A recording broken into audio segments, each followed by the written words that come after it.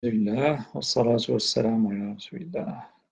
Alors aujourd'hui, on va reprendre notre petite série sur les discussions philosophiques, notre entracte philosophique. Et aujourd'hui, le thème sera Socrate. Et peut-être si on a un petit peu de temps, on va passer sur Platon. Alors, on s'était arrêté la dernière fois sur les philosophes sceptiques et l'ère philosophique sceptique, et on avait montré comment les sceptiques avaient un certain relativisme excessif, c'est-à-dire qu'ils estimaient qu'il n'y a pas de vérité absolue et que la vérité dépend de l'angle de vue et que chacun définit sa propre vérité. Donc, dans cette ère où on dominait les sceptiques, on a eu l'apparition d'un philosophe qui a changé le cours de la philosophie dans le monde, enfin dans le monde déjà dans le pourtour méditerranéen, et plus spécifiquement toujours en Grèce. Donc ce philosophe, c'est Socrate, bien sûr. Socrate est considéré comme étant un tournant dans l'ère de la philosophie, vu qu'après lui se sont mis en place des courants un petit peu plus organisés, et donc des courants qui prenaient la démarche socratique, c'est-à-dire la démarche critique, la démarche analytique socratique. Socrate, c'était quelqu'un de très, très atypique. Certains pensaient que c'était un prophète carrément, mais il y a très peu de preuves qui abondent dans ce sens. Socrate avait une vision du monde qui ne poursuivait pas nécessairement l'accumulation, bien au contraire. Justement, il commence dans ce cadre où dominent les philosophes sceptiques, Teshkikiyin, ou Teshkikiyun, ceux qui considèrent qu'il n'y a pas vraiment de vérité absolue. Et donc, dans ce cadre, il se pose la question, si les sophistes ont raison, si les philosophes sceptiques, et en général, c'est d'où vient la sophistique, c'est-à-dire saftata en arabe, si les sophistes ont raison, et si tout le monde a raison, c'est-à-dire si tout le monde a une vérité qui est propre à lui, est-ce qu'il y a quelque chose qui peut être vrai et est-ce qu'il y a quelque chose qui peut être faux? C'est-à-dire que comment peut-on être sûr qu'il y a une vérité? Et on peut aller encore plus loin. Si les sophistes pensent que tout le monde a raison, mais qu'aucune vérité n'est véritablement absolue, est-ce que cette vérité que disent les sophistes, c'est-à-dire la vérité comme quoi tout le monde a raison, est-ce que c'est vrai ou pas?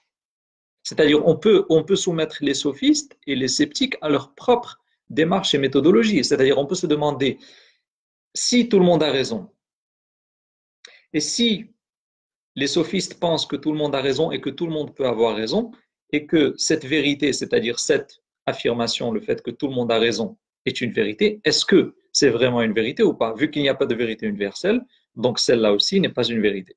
Et donc on rentre dans un cercle euh, autodestructeur qui montre que finalement on ne peut pas avancer dans ce schéma. Ensuite, il se demande si les sophistes ont raison, c'est-à-dire que tout peut être prouvé et même le contraire de tout peut être prouvé. Est-ce qu'il y a quelque chose qu'on peut considérer comme étant un savoir? Est-ce qu'il y a une vérité? Il se pose également cette question.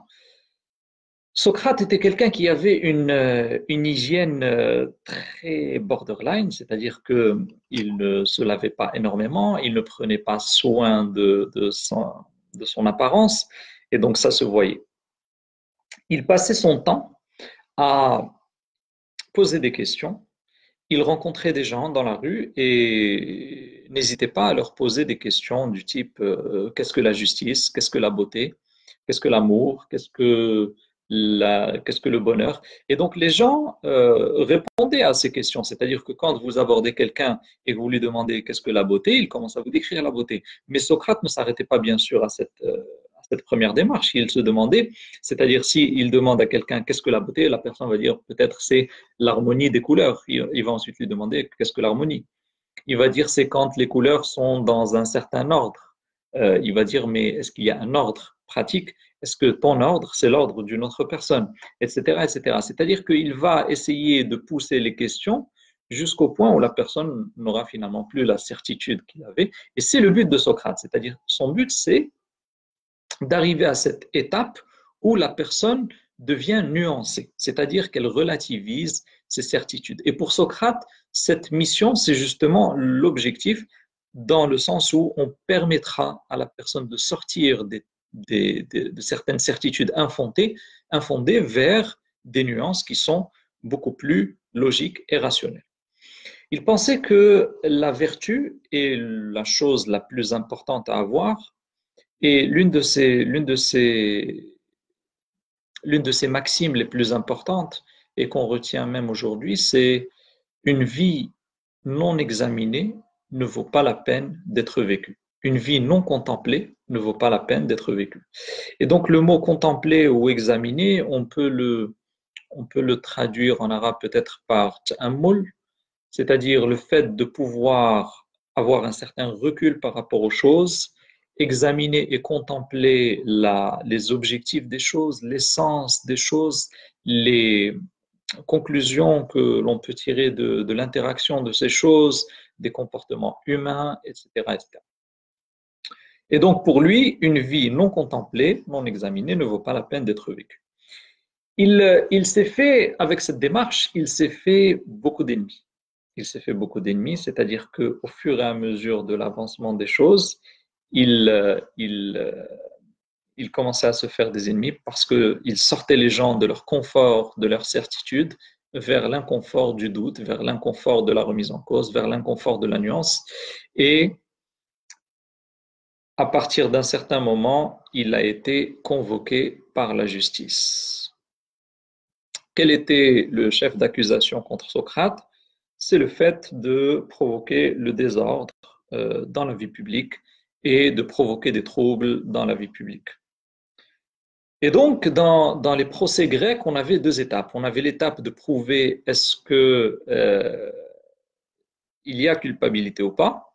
Et ensuite, on avait l'étape, après l'étape où on prouvait la culpabilité ou bien on avait un non coupable, c'est-à-dire qu'on se prononçait comme étant pour que l'accusé était non coupable. On passait à une deuxième étape, c'est qu'on demandait à l'accusé s'il était coupable, quel châtiment il choisit. Intéressant, assez original. Et donc, si par exemple c'était une condamnation à mort, il pouvait choisir est-ce qu'il va boire du poison ou bien il va choisir une autre méthode, etc., etc. Il choisissait, il proposait un châtiment et ensuite la Cour jugeait de la pertinence, de la recevabilité de ce châtiment. Et donc Socrate, il a été condamné, il a été considéré comme étant coupable avec une certaine majorité, c'est-à-dire prenons par exemple, si on avait par exemple dans le tribunal une vingtaine de juges, peut-être qu'une douzaine ou peut-être 13 ou 14 l'ont considéré comme étant coupable. À partir de là, ils lui ont demandé, mais quel est le châtiment que tu souhaites ou que tu proposes? Et donc, Socrate, première parenthèse à constater dans son procès, c'est que grâce à son éloquence linguistique et logique et sa rationalité, sa maîtrise du raisonnement, etc., etc., il aurait très facilement pu euh, se disculper, c'est-à-dire il aurait pu induire en erreur les juges et leur montrer que finalement ces chefs d'accusation ne tiennent pas. Mais il a proposé un châtiment. Quel est ce châtiment proposé? Eh bien, il a dit, pour châtiment, ma punition sera d'avoir un logement à vie, de la nourriture à vie et une prise en charge à vie. Ce châtiment, en fait, n'est pas un châtiment, c'est une récompense et c'est plus que cela, c'est la récompense qu'on donne aux gagnants des marathons, des grandes compétitions. Et donc, en fait, Socrate se considérait comme étant quelqu'un qui méritait une récompense et, donc, il a proposé de manière assez ironique cette récompense comme étant comme châtiment. Pourquoi? Parce qu'il considérait qu'il sortait les gens d'un certain nombre de ténèbres, d'un certain nombre de certitudes infondées vers la nuance, la relativité et une certaine objectivité dans le traitement des choses. Et donc les juges, quand ils ont voté pour le châtiment, pour la condamnation, Ils ont voté, le nombre de juges qui a voté pour sa condamnation définitive à mort était supérieur au nombre de juges qu'il a considéré comme étant coupable. C'est-à-dire que cette proposition était tellement ironique, tellement irritante pour les juges qu'ils ont décidé qu'il méritait plus et il a réussi à faire tourner, c'est-à-dire à faire changer d'avis certains qui le considéraient comme non coupable. Mais c'est cette air peut-être hautain ou peut-être ironique ou moqueur qui a fait que certains ont changé d'avis entre la première et la deuxième étape du procès. Et c'est là où donc il a pris le poison pour l'exécution de sa peine. On dit que avant de mourir, il a dit une chose importante quand on lui a demandé qu'est-ce que tu sais. On dit qu'il a dit tout ce que je sais, c'est que je ne sais rien. Mais en réalité, la tournure de la phrase n'est pas exactement comme ceci. Euh, de toute manière, le plus important dans son parcours, bien sûr, toutes ces choses-là que l'on nous rapporte de Socrate, ça fait quand même 2500 ans. Rien n'est absolument certain, rien n'est sûr, ce sont simplement des récits. Mais ce qui nous intéresse ici, c'est la sagesse, la, la pertinence qu'on peut prendre et retenir de certaines démarches. Et à partir de là, donc, Socrate a changé l'histoire de la philosophie et certains ont considéré qu'il y a une ère pré-socratique et une ère post-socratique. Et donc, à partir de là, on a eu la relève. Un certain nombre de courants se sont constitués, mais le plus connu après Socrate, c'est bien évidemment Platon. Et donc, c'est son élève direct.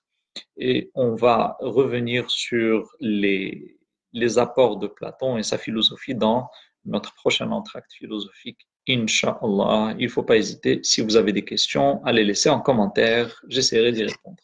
Allez, salam alaikum.